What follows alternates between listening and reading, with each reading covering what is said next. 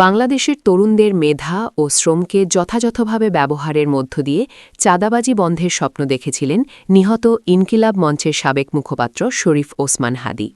মৃত্যুর কিছুদিন আগে তিনি একটি বেসরকারি টেলিভিশনকে দেওয়া সাক্ষাৎকারে সংসদ সদস্য নির্বাচিত হলে কি করতে চান, কি নিয়ে স্বপ্ন দেখেন, সেসব নিয়ে খোলামেলা কথা বলেছিলেন।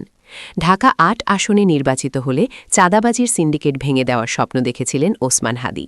তিনি বলেছিলেন, একটা কথা বলে রাখি, ঢাকা ৮-এর কোনো প্রান্তে চাঁদাবাজি হবে না, এটা আমি বলে রাখছি। সিন্ডিকেটটা তো অনেক বড়, সব আমি বন্ধ করতে পারব কিনা জানি না, তবে কিছু কাজ করব। চাঁদাবাজি প্রতিরোধে প্রথম কাজের কথা বলতে গিয়ে আপসহীন হাদি বলেছিলেন, নাম্বার 1, ঢাকা ৮-এর একটা সবজিওয়ালা ভ্যানওয়ালার কাছ থেকে যদি কেউ চাঁদা তোলে, আমি ওসমান হাদি সেটা শুনলে আমার টিম নিয়ে সেখানে গিয়ে দাঁড়াবো। তার কাছ থেকে চাঁদা তুললে আমার গায়ে হাত দিয়ে তারপর চাঁদা তুলতে হবে।